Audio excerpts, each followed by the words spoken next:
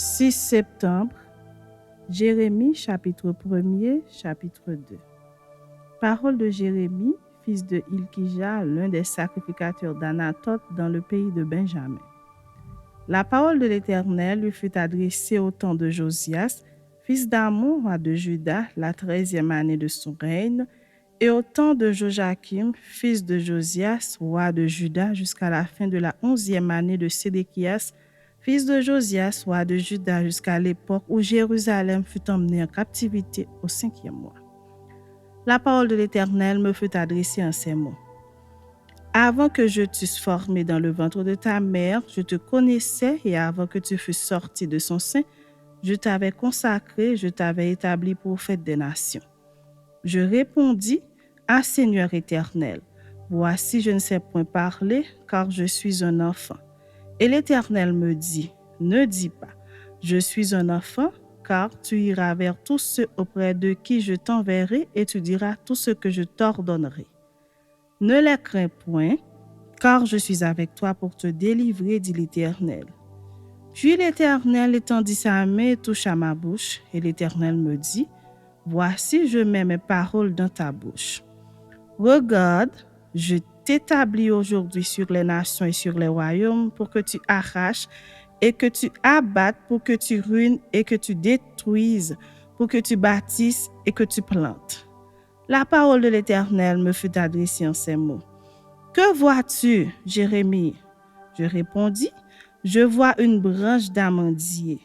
Et l'Éternel me dit, tu as bien vu, car je veille sur ma parole pour l'exécuter.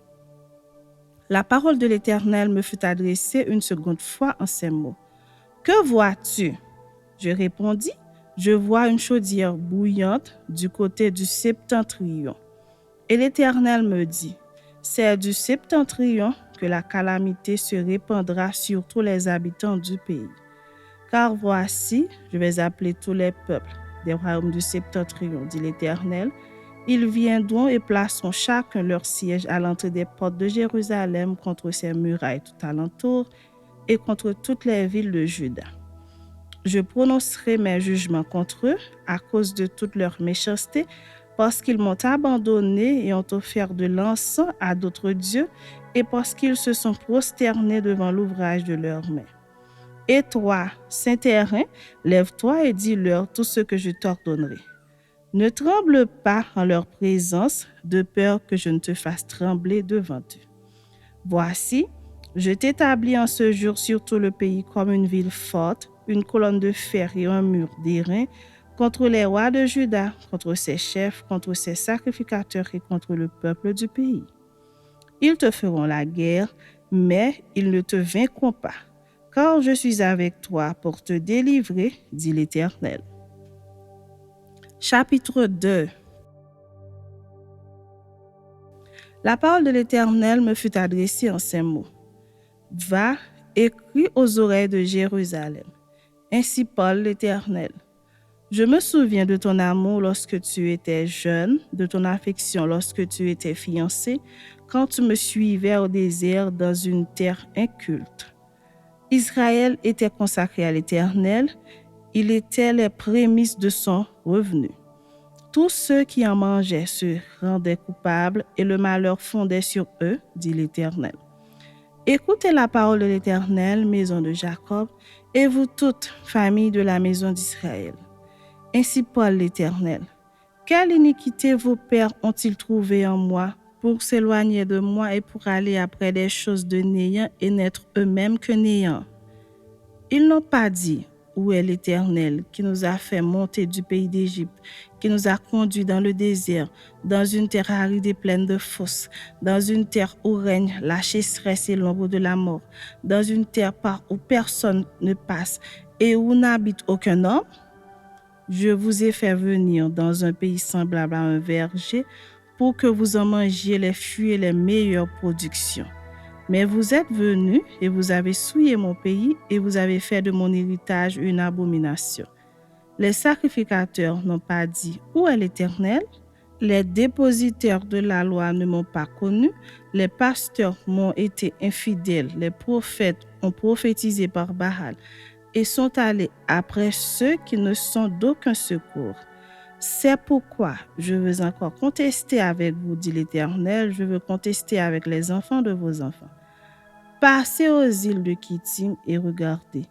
Envoyez quelqu'un à Kédar, observez bien et regardez s'il n'y a rien de semblable.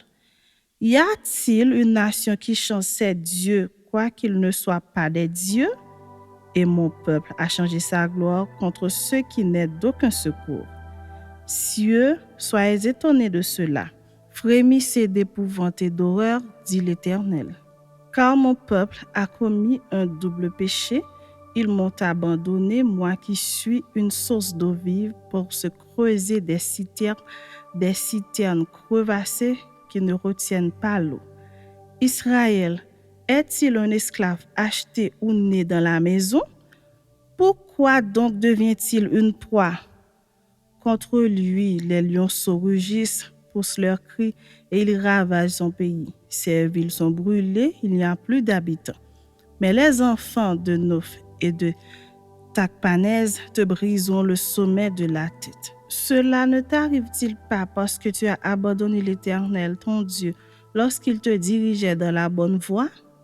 Et maintenant, qu'as-tu à faire d'aller en Égypte pour boire l'eau du Nil?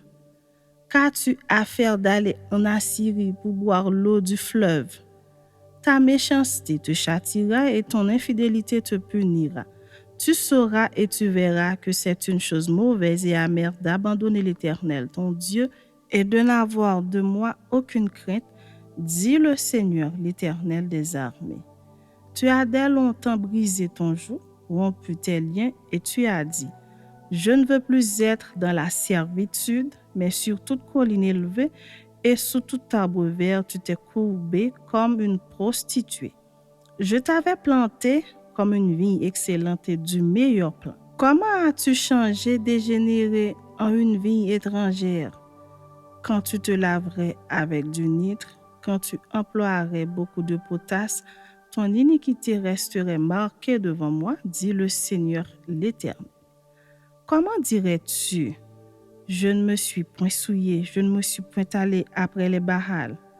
Regarde tes pas dans la vallée, reconnais ce que tu as fait, dromadaire à la course légère et vagabonde, ânesse sauvage habitué au désir, haletante dans l'ardeur de sa passion, qui l'empêchera de satisfaire son désir.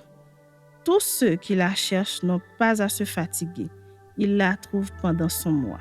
Ne t'expose pas à avoir les pieds nus, ne dessèche pas ton gosier, mais tu dis, c'est en vain, non, car j'aime les dieux étrangers, je veux aller après eux. Comme un voleur est confus lorsqu'il est surpris, ainsi seront confus ceux de la maison d'Israël, eux, leurs rois, leurs chefs, leurs sacrificateurs et leurs prophètes. Ils disent au bois, tu es mon père, et à la pierre, tu m'as donné la vie, car ils me tournent le dos, ils ne me regardent pas.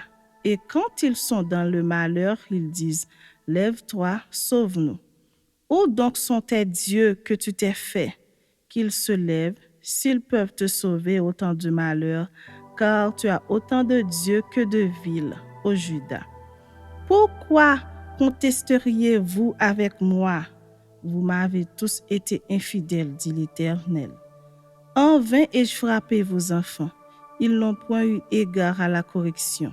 Votre glaive a dévoré vos prophètes comme un lion destructeur. Hommes de cette génération, considérez la parole de l'Éternel. Ai-je été pour Israël un désert ou un pays d'épaisses ténèbres? Pourquoi mon peuple, dit-il, nous sommes libres, nous ne voulons pas retourner à toi? La jeune fille oublie-t-elle ses ornements, la fiancée sa ceinture? Et mon peuple m'a oublié depuis des jours sans nombre. Comme tu es habile dans tes voies pour chercher ce que tu aimes, c'est même au crime que tu les exerces. Jusque sur les pans de ton habit se trouve le sang de pauvres innocents que tu n'as pas surpris faisant effraction. Malgré cela, tu dis, oui, je suis innocente. Certainement, sa colère s'est détournée de moi. Voici, je vais contester avec toi parce que tu dis, je n'ai point péché. Pourquoi tant d'empressement à changer ton chemin? C'est de l'Égypte que viendra ta honte, comme elle est venue de la Syrie. De là aussi tu sortiras les mains sur la tête, car l'Éternel rejette ceux en qui tu te confies, et tu ne réussiras pas auprès d'eux.